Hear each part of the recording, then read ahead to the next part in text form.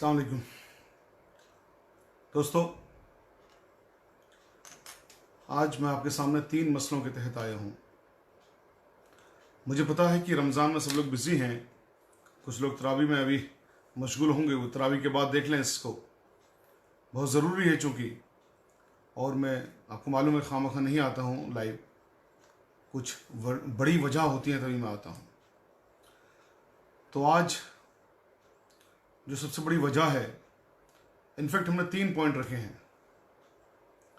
एक पॉइंट हमारा है कि केजरीवाल साहब क्या फिर से वही करना चाहते हैं जो उन्होंने पिछले महीने में किया था, 24 मार्च से लेकर के 31 मार्च तक। और दूसरा मसला है कि जो लोग जिनको सैलरी मिलती थी वक्फ बोर्ड के जरिए, इमामों को और मुअज्जिन को, उनकी सैलरी 5 महीने से नहीं मिली है। वो क्यों नहीं मिली है, उसके बारे में चर्चा करेंगे आपसे और गवर्नमेंट को एक्सपोज करेंगे इंशाल्लाह इन दोनों मसलों में। और तीसरा मसला एक है ज़फ़रुल इस्लाम साहब का, जो चेयरमैन है दिल्ली माइनॉरिटी कमीशन के। और एक चौथा छोटा सा इशू हो गया है कल से जो चल रहा है, उसके बारे में मैं आ जाऊंगा अपने आखिर में।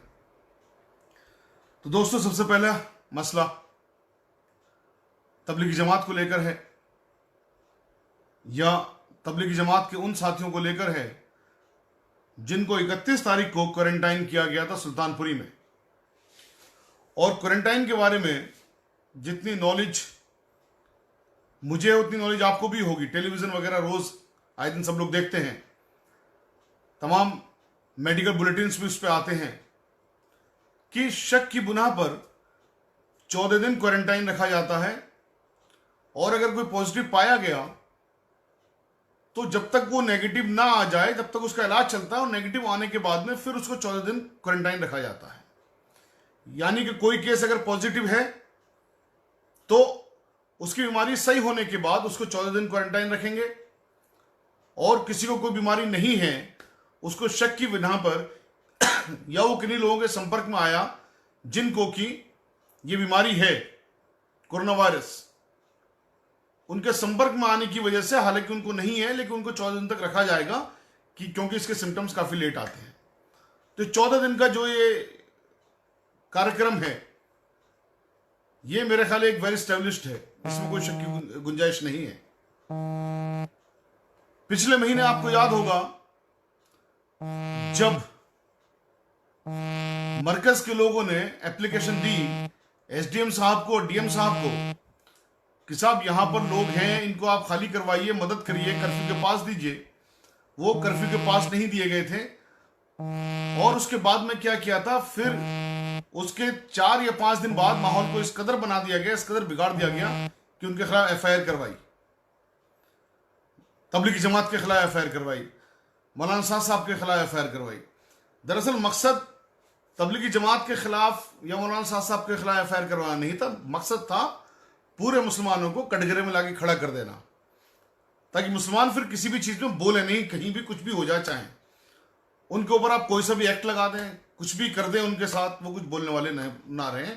उनको आप इतने डिफेंसिव उसमें लाके खड़ा कर दीजिए, कटघरे में लाके खड़ा कर दीजिए, जो कर दिया गया। अब फिर से वही मुकाम दोबारा से आता जा रहा है।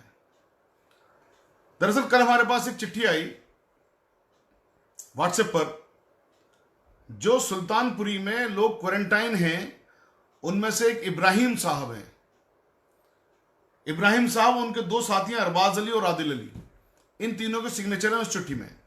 और चिट्ठी लिखी थी उन्होंने गवर्नर साहब को, हेल्थ मिनिस्टर साहब को, जो नेशनल हेल्थ मिनिस्टर है यूनियन के, हर्षवर्धन साहब, और दिल्ली के भी जो हेल्थ मिनिस्टर हैं उनको, केजरीवाल साहब को, सबको चिट्ठी लिखी।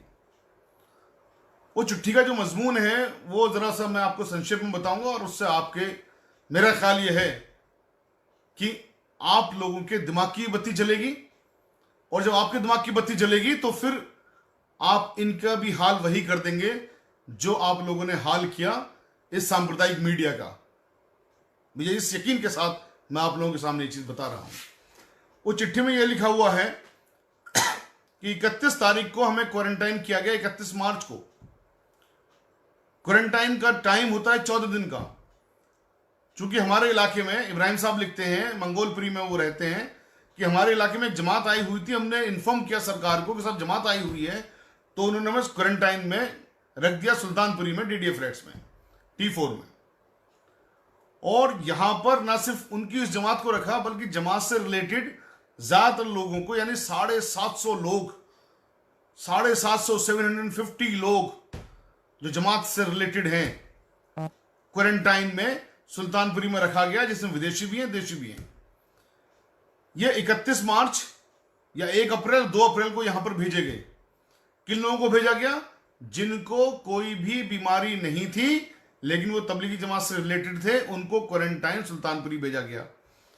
या जिन लोगों की बीमारी सही हो गई इलाज के बाद, फिर उनको क्वारंटाइन भेजा गया। अब हद यह है कि 31 मार्च से आज 30 अप्रैल आ गई, यानी कि 31 दिन हो चुके हैं। अभी तक भी इन लोगों को क्वारंटाइन सेंटर से अपने घर जाने की इजाजत नहीं दी गई है। मैंने जब उनसे फोन करके पूछा कि एसडीएम साहब नहीं आते हैं क्या, डीएम साहब नहीं आते हैं क्या, आपने उनसे क्यों नहीं दरखास्त करी कि भाई आपके क्वारंटाइन का टाइम पूरा हो गया, 14 दिन का होता, आपको 31 दिन हो गए। तो उन्होंने बड़ी विचित्र बात की, बहुत दुख भरी बात एक कही कि साहब यहां पर एसडीएम साहब भी आते हैं, डीएम साहब भी आते हैं। एसडीएम साहब कहते हैं डीएम साहब करेंगे इस पर ऑर्डर, और डीएम साहब कहते हैं कि उनको ऊपर से ऑर्डर नहीं आए हैं। ऊपर से यानी किसके? केजरीवाल साहब के ऑर्डर नहीं आए हैं। याद करो 24 और 25 मार्च को भी यही खेल खेला गया था। जब एसडीएम साहब को एप्लीकेशन दी गई थी, एसडीएम साहब ने कहा था डीएम साहब को दीजिए, डीएम साहब को एप्लीकेशन दी गई, डीएम साहब ने कहा कि साहब अभी हम गवर्नमेंट से ऑर्डर ले रहे हैं, तब कर्फ्यूवाद इशू करेंगे। आज फिर से वही चीज दोबारा से सामने लाके खड़ी कर दी गई है। 14 दिन का क्वारंटाइन पूरा हो चुका। जो 31 मार्च को गए उनको 31 दिन हो गए, जो 2 अप्रैल को गए उनको भी तकरीबन 29 दिन हो गए, जो 3 अप्रैल को गए उनको 28 दिन हो गए, और इसी तरह से, यानी कि 750 लोग जो वहां पर हैं, उनमें से ज्यादातर लोगों को 25 दिन से ज्यादा हो चुके हैं, मैक्सिमम लोगों को। फिर उनको अभी तक घर क्यों नहीं भेजा गया? आप उन्हें कैद में रखेंगे क्या? यह इलीगल डिटेंशन नहीं है? यह इलीगल डिटेंशन नहीं है क्या? केजरीवाल साहब और तुम्हें तमाम जिम्मेदार अथॉरिटीज से मैं बताना चाहता हूं कि यह सीधे सीधे से इलीगल डिटेंशन है, और इस इलीगल डिटेंशन में हमें मजबूरी में आपके खिलाफ केस करवाना पड़ेगा। खुदारा रमजान चल रहे हैं, ये लोग ठीक हो गए हैं, इन लोगों ने प्लाज्मा भी अपना दे दिया है अल्हम्दुलिल्लाह। अब इन्हें अपने घर जाने दीजिए, या फिर बताइए कि आपने किस वजह से रोका हुआ है, या फिर बताइए कि साहब क्वारंटाइन का टाइम 14 दिन नहीं 28 दिन है या 30 दिन है। कुछ तो बताइए ना। आप ऐसे तो नहीं रोक सकते कि नहीं साहब नहीं जाने देंगे बस। भाई कानून का मुल्क है ना ये आपका जो मन करेगा आप वो करेंगे। ये नहीं होने का है और ये हम होने नहीं देंगे। आपको बताना होगा कि आपने इनको इलीगल डिटेंशन में क्यों रखा हुआ है, वरना ऑनरेबल हाई कोर्ट जाएंगे, ऑनरेबल सुप्रीम कोर्ट जाएंगे, और उसमें फिर उसके जो भी नताइज निकलेंगे उसके जिम्मेदार भी आप ही होंगे। हम आपको चेता रहे हैं, हम आपसे रिक्वेस्ट कर रहे हैं आज कि खुदारा इन लोगों की अगर गलती नहीं है, इन लोगों की बीमारी ठीक हो गई है, ये लोग बीमार नहीं हैं, आपके पास तमाम डॉक्यूमेंट्स मौजूद हैं, तो इनको इनके घर जाने दीजिए। और अगर ये लोग अभी भी बीमार हैं तो आप बताइए कि वो जो रिपोर्ट्स उनके पास हैं, 3 बार उनकी कोरोना की रिपोर्ट नेगेटिव आ चुकी है, 3 बार। जब पहली बार आई तो कहा दोबारा आएगी तो भेजेंगे, दोबारा आई तो फिर कहा तिबारा आएगी तो भेजेंगे, तिबारा भी आ चुकी। कितनी बार आप क्वारंटाइन की रिपोर्ट्स लेंगे? दूसरी बात, आपने जो खेल खेला तबलीगी जमात को बदनाम करने का, लेकिन अल्लाह ताला कुरान में कहता है ना कि तुम जितनी चालाकियां करते हो, तुम अपने आप को जितना चालाक समझते हो करो, और मैं बेहतरीन चालाकी करने वाला हूं। तो अल्लाह ताला ने क्या किया? एक शेर के साथ मैं उस चीज़ को कहना चाहूँगा। उससे पहले मैं बता दूं कि देखिए, इन्हीं जमातियों ने जिनको रात दिन बदनाम किया गया, बुरा भला कहा गया, इनको तालिबानी कहा गया, इनको फिदायीन कहा गया, इनको आतंकवादी कहा गया, इनको जिहादी कहा गया, अल्लाह ने इन्हीं जमातियों के खून में वो चीज़ पैदा कर दी और हमारे साइंसदानों के दिमाग में वो चीज़ डाली कि इनके प्लाज्मा से जो लोग सही हुए हैं, हमारे लोग सही हो सकते हैं जो बीमार हैं। अल्हम्दुलिल्लाह वो सही हुए हैं और तमाम तबलीगी जमाती अपना प्लाज्मा दे रहे हैं जो भी इस बीमारी से बाहर आ गए हैं। तो तबलीगी जमातियों के लिए जिन लोग अपना प्लाज्मा दे रहे हैं, और केजरीवाल साहब जो आपने पूरे का पूरा एपिसोड किया, आप लोगों की सबकी नजर एक शेर है, सभी ने मुझ पे ही जब तोहमते वबा रख दी, सभी ने जब मुझ पे ही तोहमते वबा रख दी, तो मेरे खून में अल्लाह ने शिफा रख दी। अल्लाह अकबर। ये अल्लाह की शिफा रखी हुई है कि प्लाज्मा आज इन्हीं लोगों का लिया जा रहा है जिनको आप लोगों ने इल्जामात लगाए थे। अब मैं अपने दूसरे पहलू पर या दूसरे सब्जेक्ट पर, दूसरे इशू पर मैं आ रहा हूं। वो इशू है कि पिछले 5 महीने से दिल्ली में मौज़िन और इमामों को तनख्वाह नहीं दी गई है। देखिए, मौज़िन और इमामों को तनख्वाह वक्फ बोर्ड देने का काम करता है और वक्फ बोर्ड में तमाम पैसा वो आपका और हमारा है।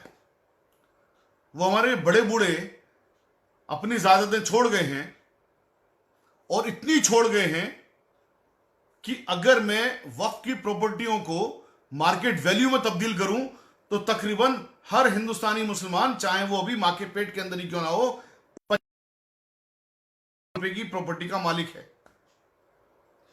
तो तनख्वाह हमारे वक्फ बोर्ड से दी जाती है, किसी और से नहीं दी जाती है। केजरीवाल साहब फिर 5 महीने से तनख्वाह क्यों रोकी हुई है? कोई जवाब है इसका आपके पास?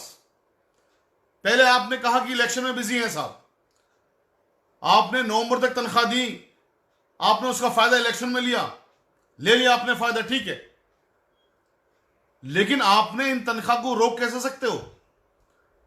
कल हमारी चेयरमैन साहब से बात हुई, जो भूतपूर्व चेयरमैन है अमानतुल्लाह साहब, उन्होंने बहुत क्लियरली कहा और बड़े साफ अल्फाजों में उन्होंने क्या कहा कि 14.5 करोड़ रुपया वक्फ बोर्ड के अकाउंट में है, तनख्वाहें दी जा सकती हैं, लेकिन तनख्वाहें नहीं दी गई हैं। उनके मुताबिक तनख्वाह नहीं दी गई हैं क्योंकि इस पर 3 लोगों के सिग्नेचर में से 2 लोगों के होने जरूरी हैं। 3 कौन? चेयरमैन, सीईओ और हिमाल अख्तर साहब जो कि मेंबर हैं दिल्ली वक्फ बोर्ड के। तो चेयरमैन साहब तो आजकल है नहीं, तो आउट ऑफ 3 में से कोई 2 भी अगर कर दें तो ये सैलरी रिलीज हो जाएगी। तो फिर एसएम अली साहब जो कि सीईओ हैं या हिमाल अख्तर साहब जो कि मेंबर हैं वक्फ बोर्ड के, वो इतने बड़े हो गए कि वो आपकी नहीं सुन रहे, सरकार की नहीं सुन रहे। अगर केजरीवाल साहब चाहेंगे इस चीज पर कि इनको तनख्वाह रिलीज हो, तो बताइए सीईओ साहब की हिम्मत हो जाएगी फाइल को सिग्नेचर ना करें, या हिमाल अख्तर साहब की हिम्मत हो जाएगी फाइल को सिग्नेचर ना करें?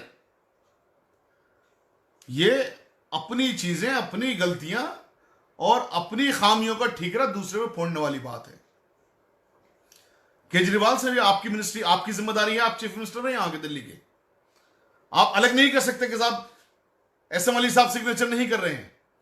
अरे एसएम अली साहब सिग्नेचर नहीं कर रहे हैं तो उनको